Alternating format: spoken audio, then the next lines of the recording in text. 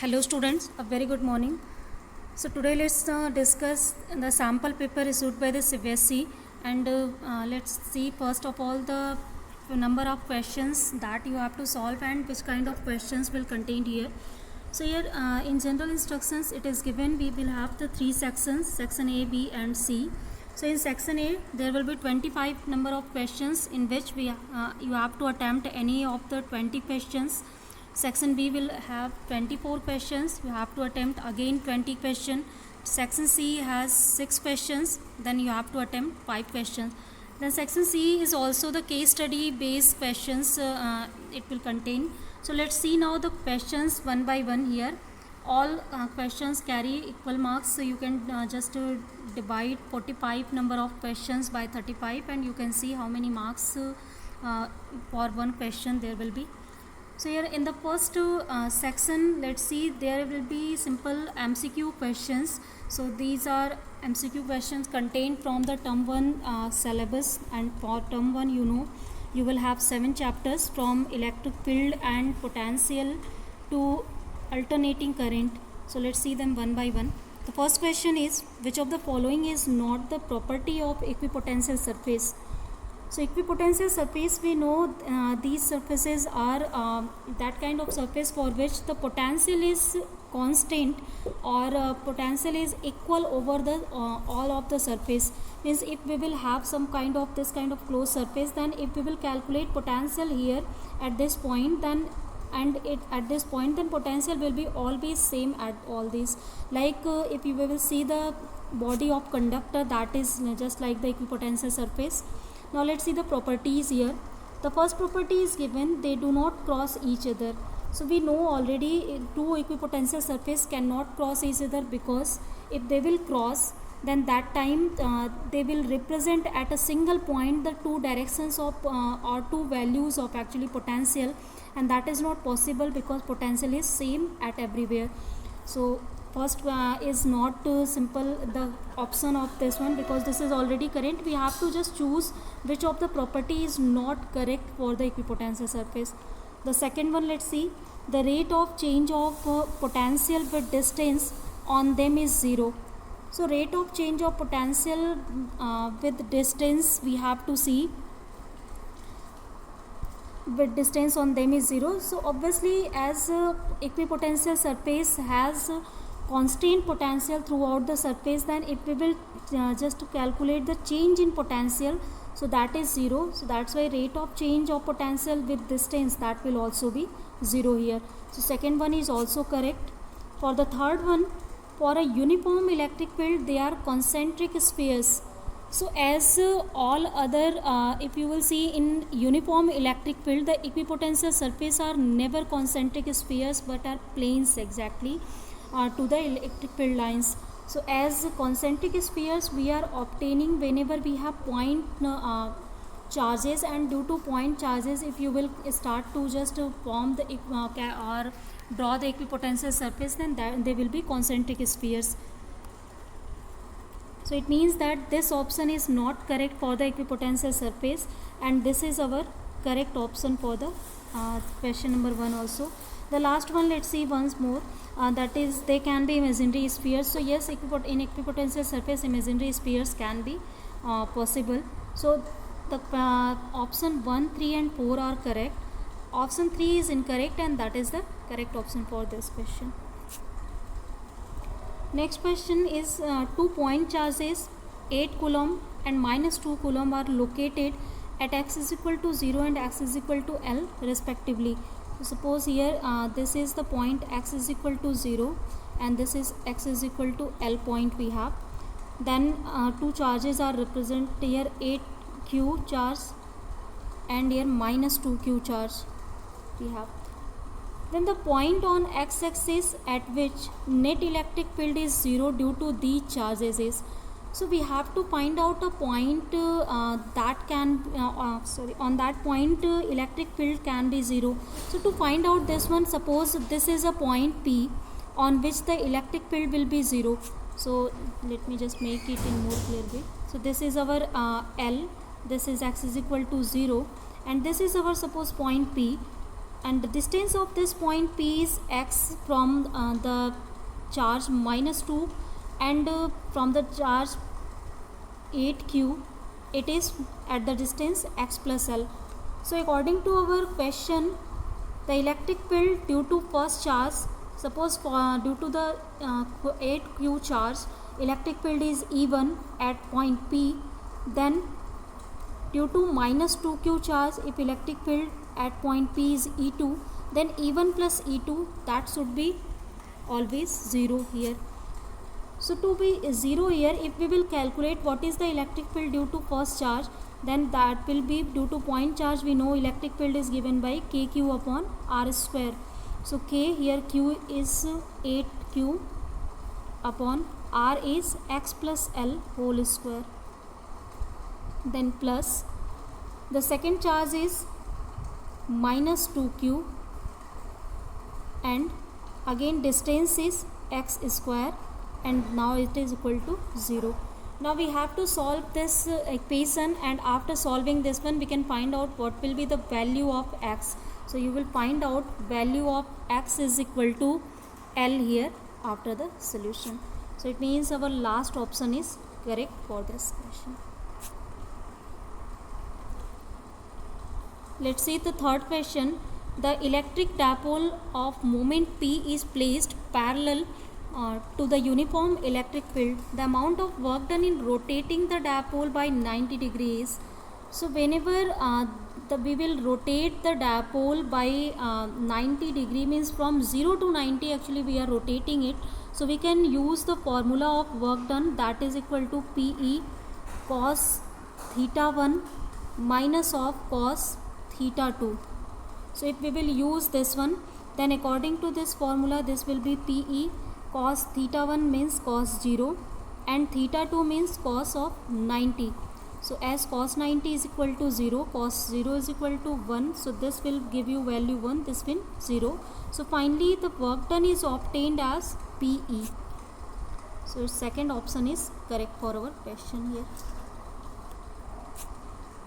Now next question. 3 capacitors, 2 microfarad, 3 microfarad and 6 microfarads are joined in series with each other. The equivalent capacitance is what? So here, as we know, for the series combination of capacitors, the equivalent capacity is given by 1 upon C1 plus 1 upon C2 plus 1 upon C3, that is equal to 1 upon C if C is equivalent capacitance. So C1 has value 2 microfarad, C2 has value 3 microfarad and C3 has value 6 microfarad. So we can take LCM and we can solve it. So after solution, if you will see here, that will be equal to 1. So because there it will be 3, it will be 2, it will be 1, overall it is 1, means C will have 1 microfarad, the equivalent capacity. So fourth, second option is correct here. Next question. 2 point charges placed in a medium of dielectric constant 5 are at distance r between them experience an electrostatic force F. So here it is given we have two charges in any media. Suppose two of the charges are Q1 and Q2. They are separated by some of the distance small r, and it is given they are kept in a dielectric media that has dielectric constant 5.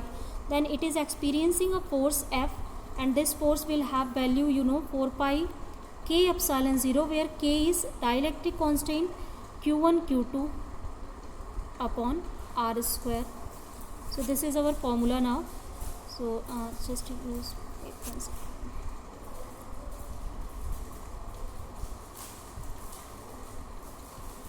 So in place of a small k we can write 5 because dielectric constant 5 is given, and now we can just take 4 pi epsilon 0 as in bracket Q1 Q2 divided by r square. So if you will just take 5 in left side, then that time it will be 5f, and 5f will be equal to 1 upon 4 pi epsilon 0 Q1 Q2 upon r square. And this is the force whenever charges are in vacuum. So it means that if in vacuum we will see the force that is equal to 5f of the if it is placed in dielectric media. So our first option is correct, as it is asked that the electrostatic force between them in vacuum at the same distance will be. Next question is related to Gauss law. So the second option is here in this statement, that is electric flux depend upon the geometry of Gaussian surface. So this statement is not correct, because whatever is the geometry, only we need the closed surface. So it is not depending on the geometry. So this option, that is incorrect. The third one, Gauss theorem can be applied to non-uniform electric field. So for non-uniform electric field, we cannot apply the Gauss theorem because whenever we are deriving the expressions for the electric field by using Gauss theorems, we are taking E outside the integration, and that time we are taking E as the uniform value, not non-uniform value. The fourth one, the electric field over the Gaussian surface remain continuous and uniform at every point. So yes, if we will calculate electric field over any Gaussian surface, then that should be uniform. Otherwise we could not apply the Gauss law to calculate electric field for any of the surface. So this option number 4 is correct here. All other options are incorrect. The next question is related to capacitors. A capacitor plate are charged by a battery with V volt. After charging, battery is disconnected and a dielectric slab with dielectric constant K is inserted between its plates. The potential across the plate of the capacitor now becomes, so if we are just first charging the battery, then after charging we are disconnecting it, and after disconnecting it we are just inserting an dielectric slab in between them. So let's see, first of all, when we will insert the dielectric slab, what will be the capacity of the capacitors. So we know capacity of capacitor becomes K times the capacity when there is no dielectric slab directly. And charge, if we will see now, what will be the charge when we will insert dielectric media between the capacitor plates, then charge is given by capacity into a potential. So suppose V dash is the potential that time, then we can calculate what will be the Q dash. And next one here, if we will calculate what is the value of Q, so as the charge conservation rule will be applied in between capacitor plates also, because charge is universally conserved.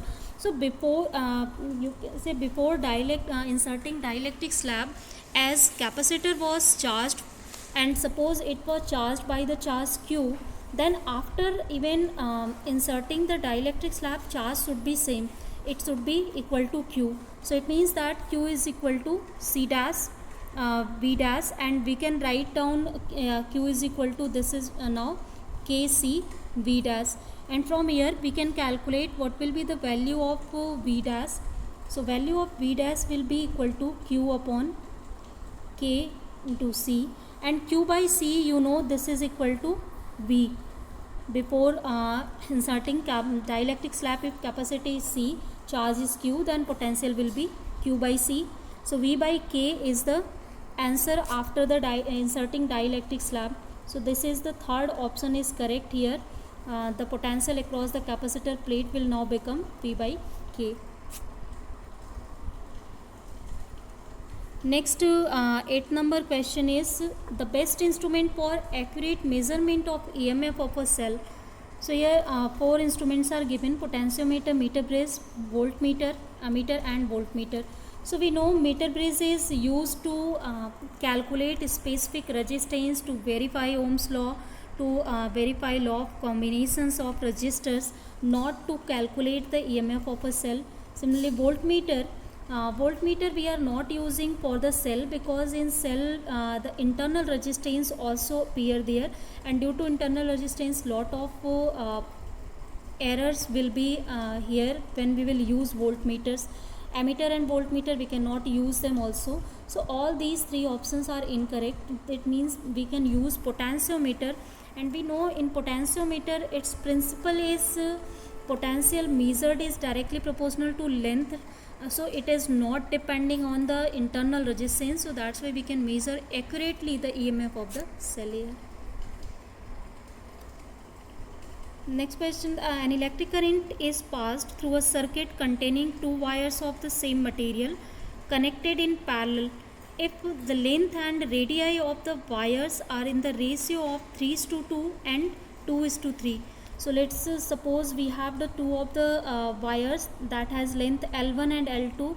So L1 and ratio of L1 L2 is given 3:2, and ratio of their radii, suppose R1 is radii of first wire, R2 is of second, so R1 is to R2 is given 2/3. Then we have to calculate the ratio of current passing through the wire.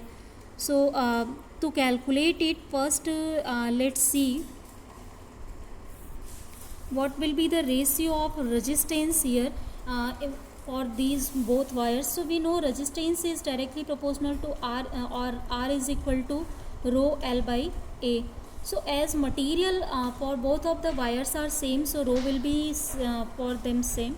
So R1 by R2, this by this formula, this will be equal to L1 upon L2 into A2 upon A1. So L1 by L2, as it has value 3/2, and A2 by A1, or and one more thing is given, the cross section, that is circular cross section the wires has. So it means the area of the wire will be pi r square. So if we will just write down area into the terms of pi r2 square upon pi r1 square. So pi will be cancelled out, and R2 is to R1, as it is 2/3, then their square will be 4/9. So we can write now finally R1 is to R2, this is equal to 3/2 into 1 second, actually R2 is to R1 is 3/2 again, so this will be 9/4, because R1 by R2 is 2/3, then R2 by R1, that will be 3/2, then this will be total 9/4. And if we will solve it, then this is 27 upon 8. This is obtained first the ratio of resistances. Now as ratio of resistances are obtained, then we can now use to find out the ratio of current I1 is to I2. So as potential is same here, they are connected in parallel. So in parallel connection, we know the potential will be same in all of the resistors. So this we can write V by R1, this is divided by V by R2. So finally it will be equal to R2 upon R1. So as R1 by R2 it is 27/8, then R2 by R1, this will be 8 upon 27. So 8 is to 27, third option is correct for our question. Next question, let's see. By increasing temperature, the specific resistance of conductor and semiconductor. So first increases for both, decreases for both. Increase is for a conductor, decreases for a semiconductor. Decreases for a conductor and increases for a semiconductor. So here in this option, exactly if we will see, if we are increasing temperature, then that time due to increase in temperature in conductor, as there are a very large number of electrons, that electron start to collide with each other, that create more hindrance in the path of other electrons. So resistance increases in the case of conductor. But when we will talk for the semiconductor, as in case of semiconductor, number of free electrons are very less there, then first when temperature start to increase, then the thermal energy is utilized to produce more electron hole pairs there. So that's why in starting there resistance start to decrease, because greater number of charge carrier starts to produce. So it means our third option is now correct. Increase the resistance increases for conductor but decreases for semiconductor. The next one question is, we use alloys for making standard resistors because they have the properties of alloys we have studied already. So here in this property we know if some of the alloys we have to make, then that should have low temperature coefficient of resistivity. because if this kind of property will not be fulfilled, then that time alloys cannot be of durable than that, and with the even variation in temperature, there will be a large variation in resistance, and that will create more improper functioning of the alloys. Second one, here high specific resistance should be there for the alloys, because high specific resistance and low temperature coefficient of resistivity both makes the alloys more durable and more useful. So the first option is correct here. The next question, constant voltage is applied between the two ends of a uniform metallic wire. Heat H is developed in it. So if another wire of the same material, double the radius and twice the length as compared to the original wire is used, then heat developed in the wire is. So here in this question, first we know heat depending on the resistance produced in the wire, and we know resistance of the wire is equal to rho L by A. So we can calculate first what will be the value of rho here, and also we can write down in place of A pi r square. So before it is given that if H heat is provided, then that time if resistance is R, then H will be have the value, this is equal to V square by R into T. So V square upon R into T means if V potential is applied for T time the potential is applied, then for R resistance heat is produced as H is equal to V square by R into T. Now if here it is given, if we just double the radius and twice the length, then what will be the heat produced this time? So suppose S dash is heat that is produced this time now. So S dash we can write this is equal to V square upon R dash into T, because for the same time we are providing the potential and same potential, then this will be V square by R dash into T. Suppose R dash is resistance for this time. Now we can take the ratio of H dash to H. So if H dash to H, this ratio we will take, this will be equal to now R to R dash. And as now we can apply the formula for R. So as R is rho L upon pi R square, and now for R dash it is equal to rho twice of length, then 2L will be here, and pi into R square twice of radius, and if you will do the twice, then this will be 4 times of R square, and finally if you will solve, then this is obtained as 2. So the ratio of heat produced H dash upon H, that will be equal to now 2:1. So this is here our answer, and here the answer is given in the terms of H. So if H dash upon H that is equal to 2, then H dash will be equal to 2H. This is our answer now. Now the next question is, if the potential difference V applied across a conductor is increased to 2 volt with its temperature kept constant, the drift velocity of the free electron of a conductor will now. So for this question number, if you will see on what factor the drift velocity is depending on. So by the formula of the drift velocity, as we know, Vd is equal to E upon M L into tau, where tau is the relaxation time.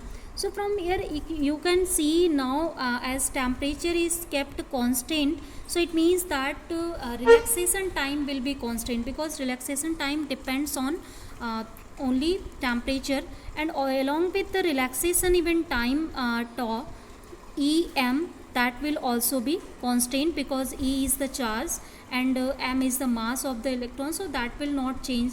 So the two factors on which it is now going to depend, that is E by L. So E by L, you know, that is that can be written in terms of also V here in terms of potentials. So in terms of potential, if you will write, then now we can say that Vd is now directly proportional to the potential applied. So if in the case of potential applied, you will write, then it is given we are increasing the potential to 2 volt.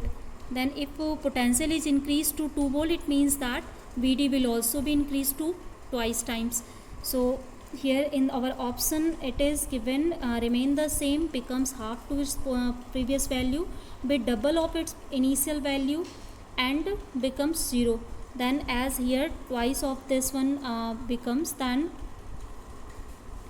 we can see the drift velocity will becomes now 2 times.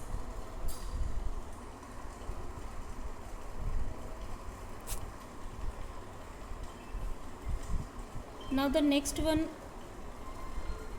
So now the next one here, we have to find out the equivalent resistance between A and B. So this figure is given to us, and in this figure we have to find out what will be the equivalent resistance. So first let's just make this figure in some different way. So we can just construct this figure, we can redraw it again in the manner like here. From this is suppose our point A. From here I am starting.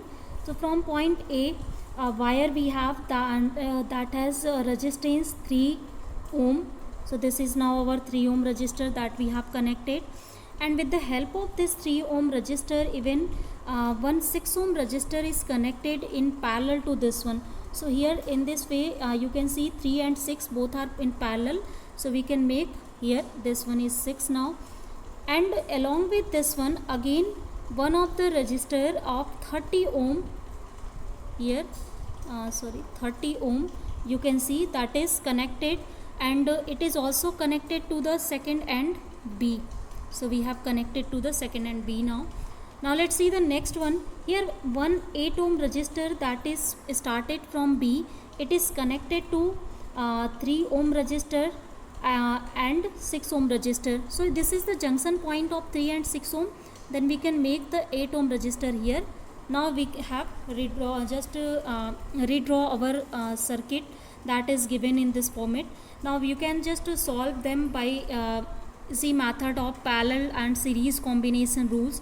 Then first you will see the 3 and 6. These two resistors are in parallel combination. So let's solve them for the parallel rules. So suppose R1 is the equivalent resistance of them. Then for this one we will have 1 by 3 into 6. We can just direct use the formula, and 6 plus 3, that is 9. So this is equal to now 2 ohm. So their parallel combination is obtained as 2 ohm. Now this 2 ohm resistor that is in series with the 8 ohm resistor. So as their combination is now 2 ohm and it is connected in series with 8, then 8 plus 2, this will be now 10 ohm. And in final line we can make our combination again by this way.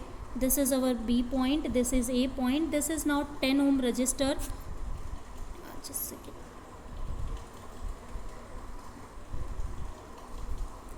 So this is 30 ohm, this is now 10 ohm, this is A point, this is our B point.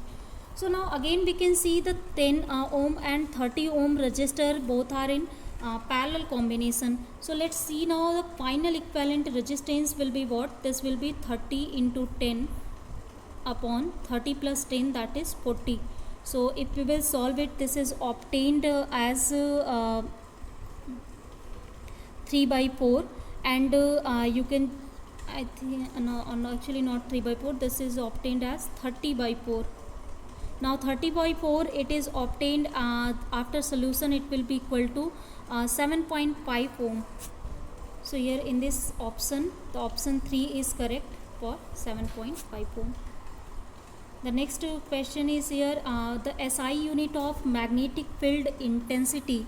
So we know the SI unit of magnetic field intensity can be just find out easily by the formula of the force, that is the force experienced by any conductor. So that is equal to IBL sin theta. So from here if you will find out what will be the unit of B, so obviously this will be Newton per ampere meter. So here in this section you can see where is Newton per ampere meter. So the second option is looking for this one, so that is not correct.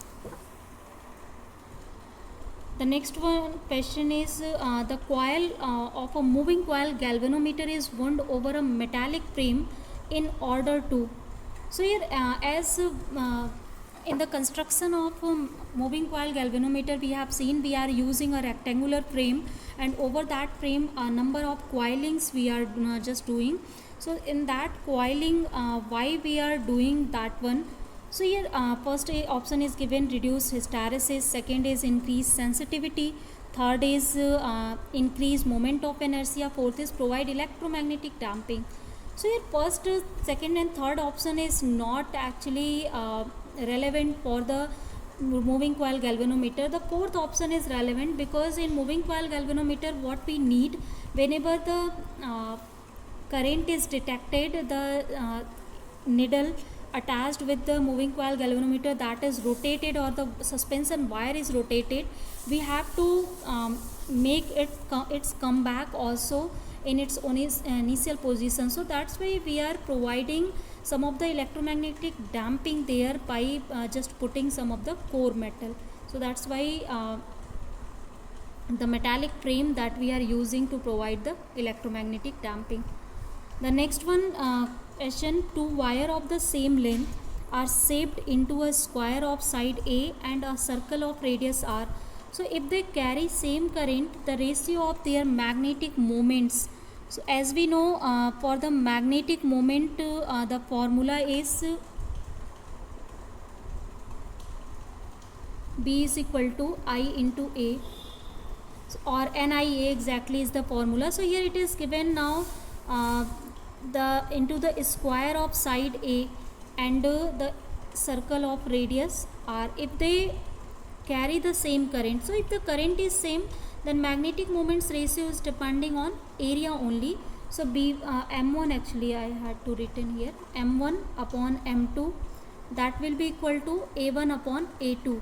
The first one is square, so square's area is A square, and the second one is circle of radius R.